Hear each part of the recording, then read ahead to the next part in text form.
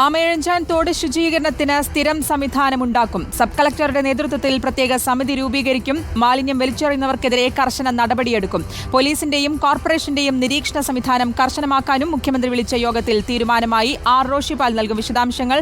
റോഷിപാൽ, ഒരു ജീവൻ നഷ്ടപ്പെടേണ്ടി വന്നു ആമയിഴഞ്ചാൻ തോട് ശുചീകരണവുമായി ബന്ധപ്പെട്ട തീരുമാനത്തിലേക്കൊക്കെ കടക്കാൻ. എന്തായാലും ഇപ്പോൾ സ്ഥിരം സംവിധാനം ഉണ്ടാക്കുമെന്ന് പറയുമ്പോൾ അത് എങ്ങനെയൊക്കെയായിരിക്കും? എന്താണ് യോഗത്തിലെ തീരുമാനങ്ങൾ ഉണ്ടായിരിക്കുന്നത്?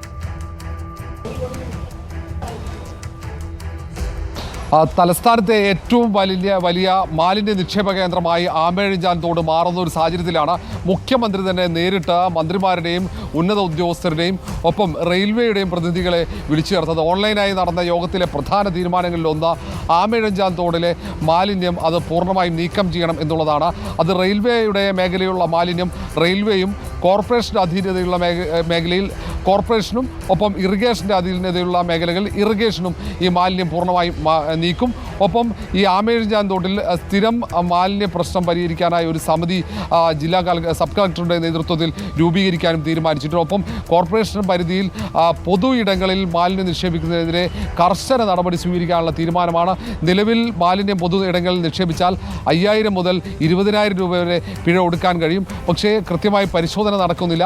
അതുകൊണ്ട് തന്നെ ഇനി അങ്ങോട്ട് പോലീസും എൻഫോഴ്സ്മെൻറ്റും ശക്തമായ പരിശോധനയും നിരീക്ഷണവും ഏർപ്പെടുത്താനുള്ള തീരുമാനവും വന്നിട്ടുണ്ട്. ഒപ്പം റെയിൽവേ ജോയിയുടെ കുടുംബത്തിന് നഷ്ടപരിഹാരം നൽകണമെന്ന ആവശ്യം യോഗത്തിൽ മുഖ്യമന്ത്രി ഉന്നയിച്ചു. ഇക്കാര്യം റെയിൽവേ ഉന്നത ഉദ്യോഗസ്ഥരുമായി ആലോചിച്ച് മറുപടി നൽകാമെന്ന് DRM പറഞ്ഞു. DRM അടക്കം റെയിൽവേയുടെ ഉദ്യോഗസ്ഥരും യോഗത്തിൽ പങ്കെടുത്തിരുന്നു. വളരെ വിശദമായ ചർച്ചകളാണ്. ഈ ആമയിഴഞ്ചാൻ തോട്ടിലെ മാലിന്യ പ്രശ്നത്തിന് ശാശ്വത പരിഹാരം കണ്ടെത്താനുള്ള പദ്ധതികളും ആസൂത്രണം ചെയ്യാനുള്ള ആലോചനയുണ്ട്. ഏതായാലും വളരെ വിശദമായ ചർച്ചകളാണ്. 11:30 തുടങ്ങിയ യോഗം അല്പസമയം മുമ്പാണ് അവസാനിച്ചത്. നഗരത്തിൽ ഇനി പൊതു ഇടങ്ങളിൽ മാലിന്യം നിക്ഷേപിച്ചാൽ അതികർശനമായ നടപടികൾ ഉണ്ടാകും. ആ തരത്തിലുള്ള പദ്ധതികൾ പോലീസും കോർപ്പറേഷനും ഒരുമിച്ച് ചേർന്നാണ് ആസൂത്രണം ചെയ്യുക. കർശനമായ പരിശോധനകളുണ്ടാകും. രാത്രികാലങ്ങളിലടക്കം കോർപ്പറേഷൻ്റെ ഉദ്യോഗസ്ഥന്മാരും ഒപ്പം പോലീസും ഒത്തുചേർന്നുള്ള നിരീക്ഷണ സംവിധാനമാണ് ഇനി നഗരത്തിൽ ഉണ്ടാവുക. ആമയിഴഞ്ചാൻ തോട് ശുചീകരണത്തിന് സ്ഥിരം സംവിധാനമുണ്ടാക്കും. സബ് കളക്ടറുടെ നേതൃത്വത്തിൽ പ്രത്യേക സമിതി രൂപീകരിക്കാനും തീരുമാനമായി. മുഖ്യമന്ത്രിയുടെ നേതൃത്വത്തിൽ ചേർന്ന യോഗത്തിലാണ് തീരുമാനം. ആർ റോഷിപാലാണ് വിശദാംശങ്ങൾ നൽകിയത്.